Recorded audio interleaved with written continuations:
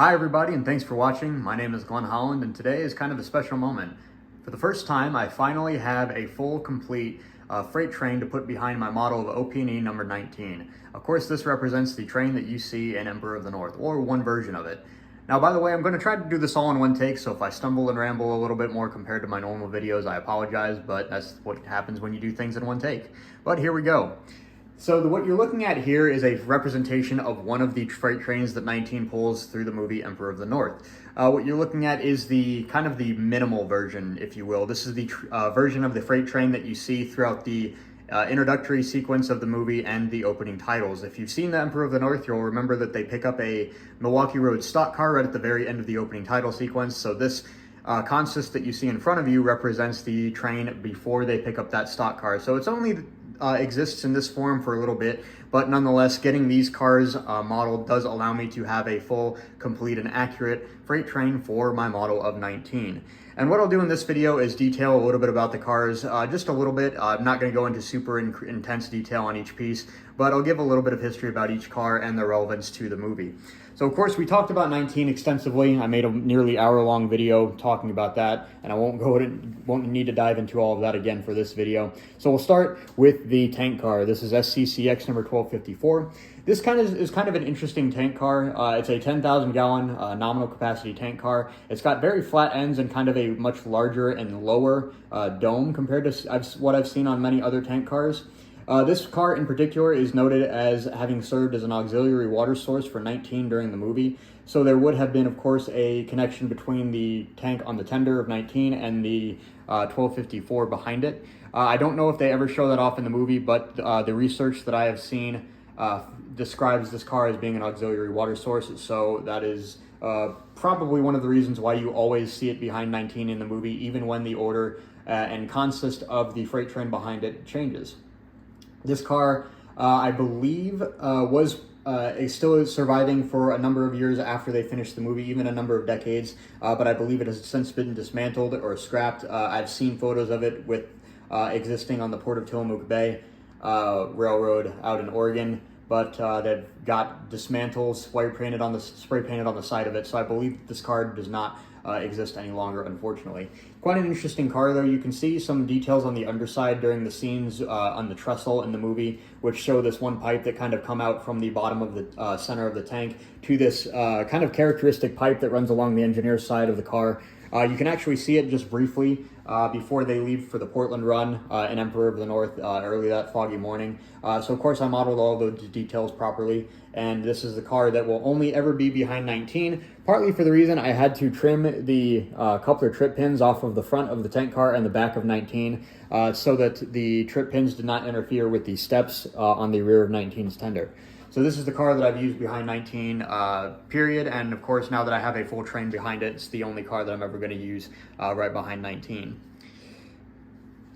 Moving on a little bit farther back, the next car in the consist is the Northern Pacific single sheet boxcar. This is car number 9620. This car is very similar in size and dimension and features to a USRA single sheet boxcar, and having built one of those already, I actually developed this car just alongside my single sheet boxcar, which I've already posted photos of on my Flickr. Which made that a very good jumping off point for this car. I was able to change the details mostly around the door. Some of the brake rigging I believe is slightly different, and of course the decal and artwork is different in addition to finish that all off. But having that USRA single sheet as a starting point was very helpful for this. Single sheet cars, if you never built one, can get kind of difficult. Of course, they've got the vertical and diagonal braces along the side, which get kind of tricky to do properly, that is. But having gone through the process of doing that with my USRA car made this one a little bit easier. This car, number 9620, is a surviving piece of equipment, by the way, that was seen in Emperor of the North. It is currently preserved at the Railroad Museum in Galveston, Texas. I believe it is currently unlettered and undecorated, but it is surviving. Now on the left side here, the next car in the consist in this version of the train would be Northern Pacific boxcar number 9501. Now this is a wood double sheet car, as is number 9090 there in the back, and I believe, as far as my research tells me, 9501 and 9090 are identical cars. Which I found from doing enough research on this movie. I have a lot of photographs of a lot of this equipment during the time of filming Emperor of the North, which I was very thankful to come into acquisition of. So it allowed me to get a lot of these details right and find out things like these two boxcars being identical. I found the same diagram online for both of these cars, which allowed me to construct one of them and then just build a second one identical to the first. All of these cars, by the way, all of the boxcars in this consist are very close, if not close enough in Lego terms, in size and dimensions. So I pretty much built all of these to the same envelope, basically working within the same boundaries to build the car, which is realistic. Again, you can hardly tell a difference between any of them in the movie, and for Lego purposes, I'm certainly happy with them, unless I find something that I missed that's just glaringly obvious, which I don't think I have at this point. I've stared at these cars for literal years at this point. But nonetheless, if I do find something, I'd be happy to change it. But all of the research tells me so far that these are the best versions of the cars that I can make, given the information that I currently have. So this is a wood double sheet car. I have vertical parts representing the vertical wood sheathing here. Pretty simple car overall. And of course, I just built the second one for number 9090 in the back. So they are essentially identical.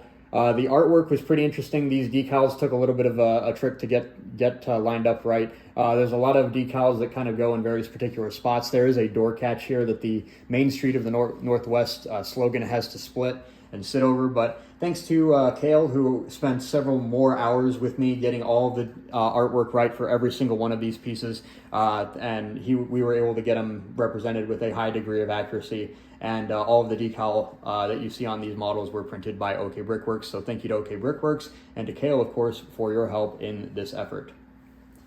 As far as I'm aware, number 9090 is also number 9501 here is also a surviving piece of equipment.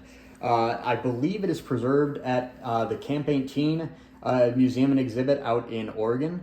As far as my research tells me, the history on these cars gets very fuzzy, but I know that this car left the OP&E at some point, I believe before number 9090 did, based on some photos that I have, and based on some photos that a friend of mine took, Owen, if you're watching, out in that location in Oregon. I believe this car is sitting out there right now. It's looking pretty worse for the wear, I imagine, but I believe that is the same car.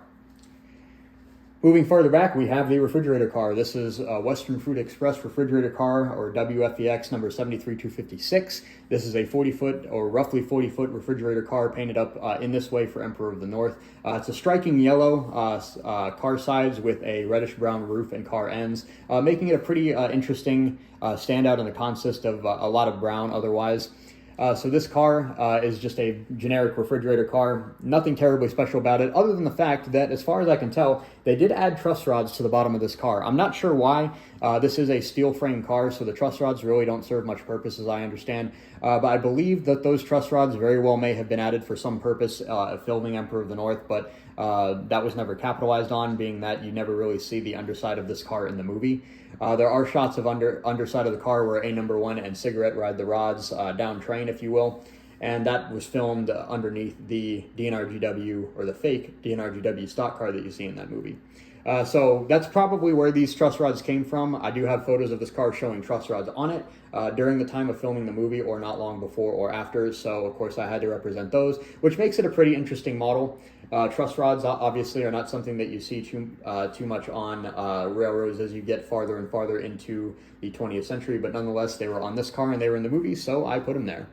As far as I'm aware, number 73256 is a surviving piece of equipment. It is also, for sure, this particular car that was seen in the movie was also sold to the foundation that started the museum in Galveston, Texas. It is on display down there. It was repainted some number of years ago, but I believe that paint is currently fading. It is also currently undecorated and unlettered. They have it listed on their website as refrigerator car number 66354, I believe. I believe that number is incorrect. Based on the fact that I have photos of similar cars in similar car number ranges of this car, which is 73256. I have a photo of 73255, which looks almost identical based on the spotting features, again, excepting the truss rods. But based on that, I'm pretty sure that this car was actually numbered correctly in the movie based on that and a couple of other pieces of research that I've come across.